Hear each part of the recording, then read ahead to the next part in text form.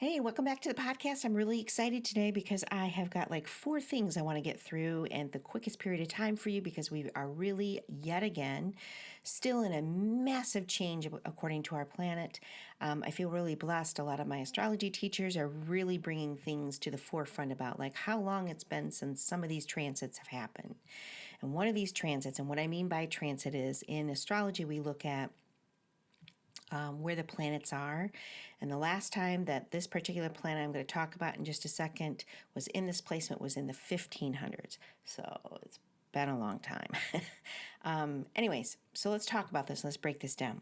So I'm going to be talking overall about consciousness and how we are at a pivotal point. And any light worker out there who's listening to this, and by the way, a light worker doesn't mean that you have to be doing something like, Reiki or it has nothing to do with that. It has to do with who you are in your core of your soul, that you understand that what you're putting out into the world, no matter what that is, has to be of love and light, and that you have to anchor in that beautiful essence of grace and understanding and compassion and openness for the rest of the world to be able to feel it and sense it and see it, even when the world feels a little unnerved and maybe unbalanced within all of that. So we're right now in the transits, which means Neptune. We're talking about Neptune. It looks like a trident if you want to look at your chart to find out what house it's happening for you. But it's hitting the 29th degree, and that's really big news for astrology because it means it's in the last degree of a sign, and it's getting ready to go over into another sign, which means different energies are coming. But this last sign, the 29th degree, is a big whopper. It's like we are going to stir the pot beyond stirring the pot, so you really can see the illusions that you've been playing in. And here's the magical part about this. I have been obsessed with watching so many docuseries on cults. I've probably mentioned it before. And I think it's interesting because that's part of the illusion in the United States that we've all becoming a little bit more aware of how these things that all of us have been steeped in, and a lot of them, some of them are based on religion, some of them are based on selling stuff, some of them, there is a variety. Some of them are about spirituality, right? There isn't an area of sociology that a cult hasn't been formed in, and we're all starting to see it.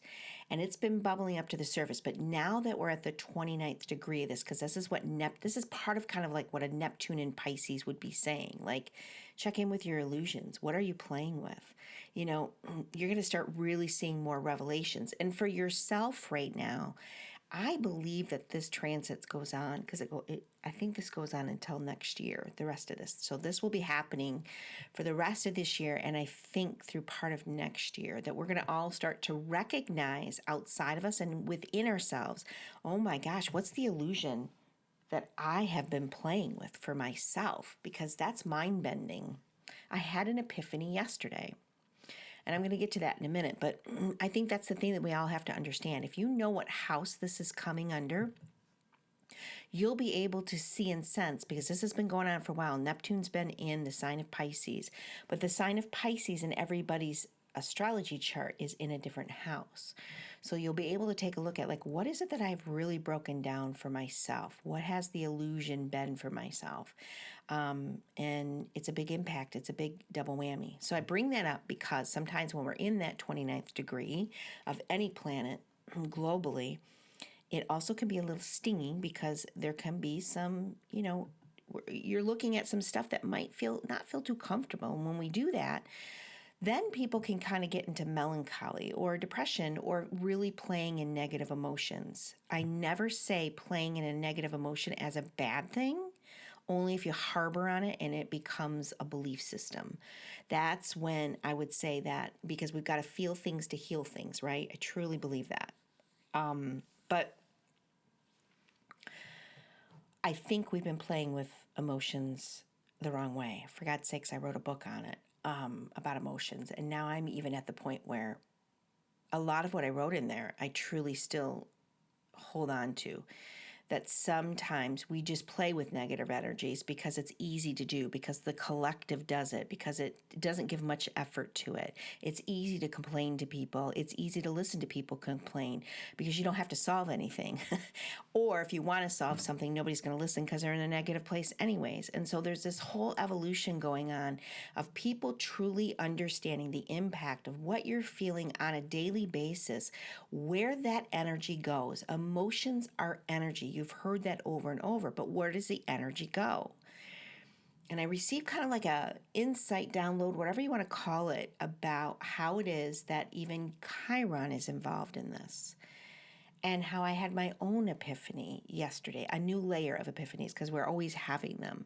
And what I find very striking is, I remember a long time ago, I would talk to people in sessions about how negative energy goes into buckets, right? And so somebody who feeds off of negativity, because energy just goes out into the ether, it really doesn't go into a bucket. That somebody else who's angry can tap into that anger and it can escalate them. And so it's a shared energy. It's a shared focal point. Think about when you're in a crowd and the crowd all of a sudden tips into a negative place and they start destroying things. That's because that energy kind of seeped and rolled out and other people could tap into it and it escalated. Well, I truly believe that this whole conscious evolution is about all of us tapping more into either a neutral or, and better yet, a higher frequency of emotions in order for the collective to begin to see the promise and the hope and the possibility and the probability of what is yet to come on this beautiful magical planet called Earth, and how opening up to the possibility that there's other life forms out there that are here to also help us, right, within all of this. And I say all of this because that's why I feel like the Chiron, if you've been watching or hearing any of my other podcasts, I have a podcast with my business partner, Rebecca. It's called Abstract Curiosity. And we formed the company based on Chiron. To be honest with you, we were both very obsessed and have taken this deep dive into Chiron and we will never be done learning it, but we've come to experience magical and huge shifts in our own journeys and with our clients. And I think it's important for all of us to understand how important it is that our wounds, our negative expressions of things, you can hear me saying it's a gift, but when you're in it, you're like, why would my negative emotions be a gift? Great question. Let me answer that for you. The reason it's a gift is because in that moment that you're feeling it, you have an opportunity to feel it and then transmute it, which means feeling it to the nth degree and stop shuffling over it. That negative energy will be transmuted the minute you feel it enough, you recognize it, you give it its due justice, you have a way of giving expression to it in a healthy way. You're not denying it, you're not ignoring it, you're not putting it under the rug. Because the minute that you begin to recognize it is when it begins to transform and transmute itself into a different energy without you having to do anything. You don't even have to think about it. You have to feel it. And it is what I talked about in my book. Maybe not in those terms or those words, but I do find that when I'm feeling an emotion, if I just am present enough to experience it, it begins to change and morph into something different. Now, if I'm in a really negative space or I'm around people who are really negative, just like that mob mentality, it can go in that direction. So a lot of times when I'm feeling emotions, deep emotions, right, and I know I need to be alone for a bit, I give myself permission now and I don't beat myself up about it.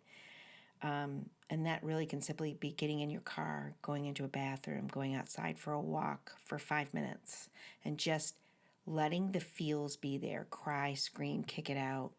More importantly, asking your body where that emotion is and giving it a moment just to be there without attaching it. I say this 100 times, but I still don't know that people all understand it. A lot of times when we're having a negative feeling or emotion, we will say it's because of something. Someone did something to me. I got triggered. All the stories. That's what a story is trying to attach what just happened to you, why you're feeling the way you're feeling it, and you're trying to give it a voice through a story instead of just allowing yourself to feel it and then letting it be present with it without judgment and just letting it be its way with you for those moments. It doesn't stay long when you do that. Unless it's grief. Grief is different.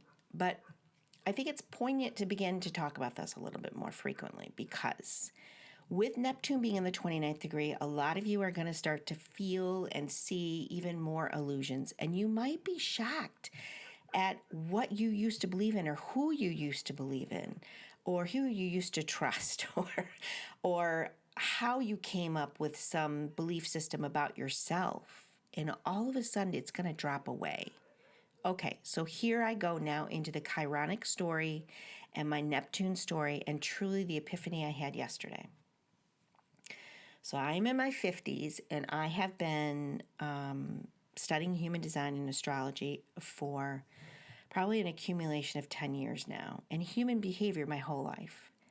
The only reason I tell you that is because it tells you that even people who are steeped in this, we are always growing and expanding and learning. Like, if I'm not learning, I feel like I'm dying. I'm a 4-1 in human design, and a 1 is, you're always investigating. You're a teacher and a learner yourself. Okay, I digressed. So part of my Chiron has been, Chiron looks like a key, Key, in your astrology chart and in your human design chart, which unless you pay for a human design chart or you've got one for me, it's probably not going to show up there. You have to have somebody find it for you. Anyways, Chiron itself is the wound that never heals. And although I've said that 100 times, there's always a new layer. Chiron is such a deep, not dark. I don't find the energy of it dark, but I do find it deep. And whenever we go into something that's deep, some emotional scar or wound that we experienced at a young age that keeps popping its essence into your adulthood, which is what Chiron can do. When you start to get really clear on what Chiron is representing in your life, it will pop up in many different ways, but there'll be a couple of them that's pretty consistent. And the one that's been consistent in my life is body imaging. And body imaging because of the way I was raised, my home life, and my culture. Now, that's true for everybody, right? We all have things that have happened to us. So there is no blame here at this point in my life, but there is new levels of awareness that is happening for myself.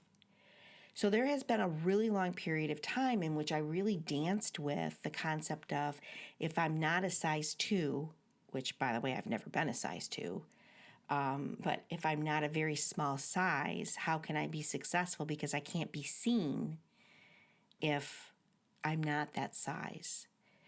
And I think this is so true for a lot of people, and it could be true for you listening to this because Chiron hits this area in the chart for a long period of time. There's many, many people who have this in their wound. It just shows up differently. And yesterday, during the Chiron Healing Codes class I was doing with Rebecca, I had a new epiphany. I was actually reading my notes on it and describing this one placement of Chiron in a chart. And it hit me like a brick wall. I am here to break free from that. And although I've said that to myself so many times, there was this new awareness of if I don't start just when I feel that, because it's a daily feeling for me, and then giving myself the permission to walk through and wear the clothes I want to wear without worrying about what quote I look like to other people. putting on the glasses I want, wearing color one day and black color, no color the next day, wearing my hair up, wearing my hair down, whatever it might be that I have really, messed with my head about. What if every time I felt it, I just said to myself, oh, hello, Chiron. It's lovely to meet you again. Because Chiron isn't here to beat me up about it. He's saying, keep walking through it, honey. Keep walking through that. Because that isn't your truth. But it's so painful that it feels like your truth. And so it keeps stopping you. And in truth, it's not stopping you. We're asking you, Chiron energy is asking you to walk through it time and time again.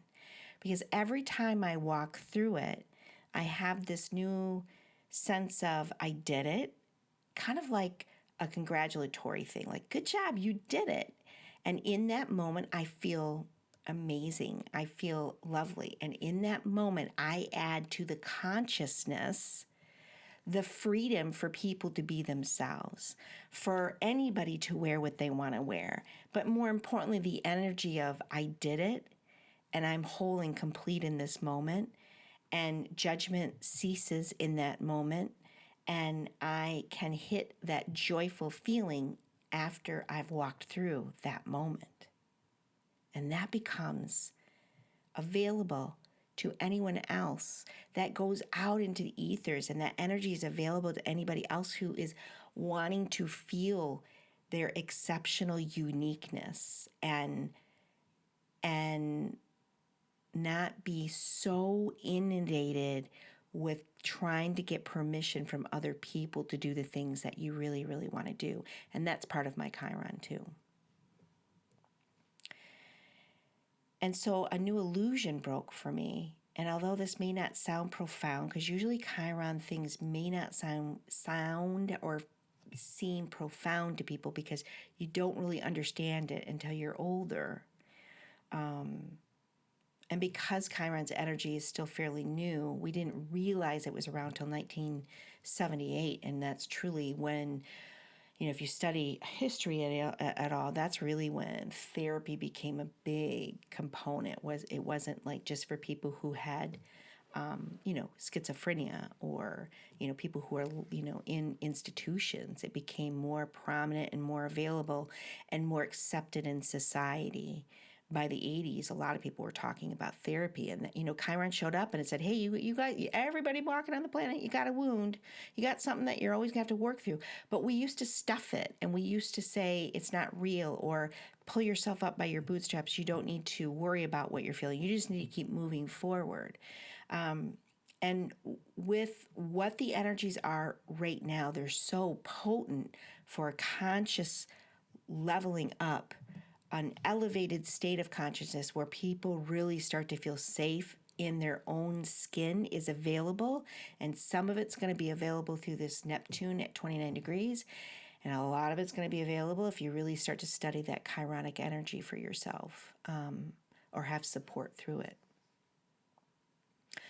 So I kind of come through because I really feel like we are sitting in a multi-dimensional alignment that can happen when in the moment we free ourselves from whatever Chiron has been exposing us to, what we chose to have exposed to us, the wound that we chose to work through over and over again. Because when we work through something over and over again, not only does the muscle get stronger, but then we can look at whatever Chiron is in a much lighter fashion. Doesn't mean that I always walk through it. And it still doesn't mean that I don't have my pings, but when I recognize it, what it's for, I only know that it's only for my good that I walk through it. I'm here to walk through it. I'm here to keep saying to myself, because it's an inner thing, girl, you get to be any size and still be lovable. Girl, you get to show up and, express your ideology without trying to cram it down people's throats, and feel comfortable that it's going to hit somebody out there. So hold on to your hats. I think that we are headed towards the rest of this year, 2024. I've talked a lot about the pivots when I channeled at the beginning of the year, my guides told me a lot about pivoting and how, just quickly that people are going to be going down one trajectory and then all of a sudden they're going to do a 90-degree angle. And it affects people who live around them. But more importantly, it affects the person who's going through the pivot. They just feel like this is the way I've got to go. But it feels disruptive to everybody who lives around them. So have compassion for people who are going through the pivots. Have compassion for yourself as the illusions start to drop away. You may have an illusion about yourself that you're just like, holy cow, I can't believe I've been playing in that. Like all of a sudden that veil will get lifted. And it probably won't completely do that until the end of 2025, but you're starting to already see whiffs of it. Don't deny it. Write it down. Be cognizant of things that you're like, I really thought this was steady Eddie for me. Or I thought this relationship was in a great spot. Or I thought my money was safe. Or I thought, and again, you have to look at where 29 degrees, the transit of 29 degrees Neptune, not your natal, is hitting, because you're probably going to have some big shakeups coming up. And we always want to embrace the shakeups because that's how consciousness becomes more alive. We have to break through all the self-imposed, the culturally imposed religion, the government, all of it, all the self-imposed belief systems that we've all been trained that we have to live in, to find your own sovereignty, self-sovereignty. It's important.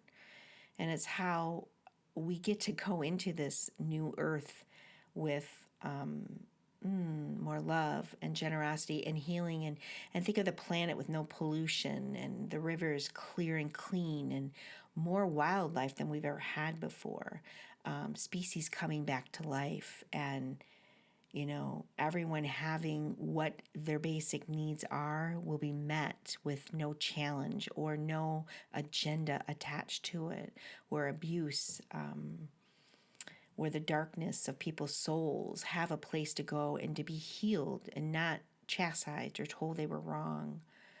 A place where love really is the unconditional statement or place that it's never been before.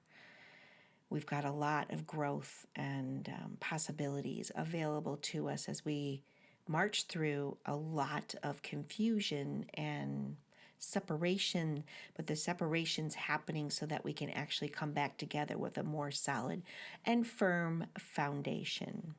So, my friends, thanks for listening today. I hope this was helpful for someone. And, as usual, just spread your light far and wide. You're needed, and your gifts are needed, and your talents. And even if you think they're small and minuscule, I'm here to tell you they're not. Whatever it is that your heart sings a hell yes with, please take a step forward towards it today, because that's truly what your higher soul self is constantly guiding you on. And until next time, you guys have a blessed, blessed day.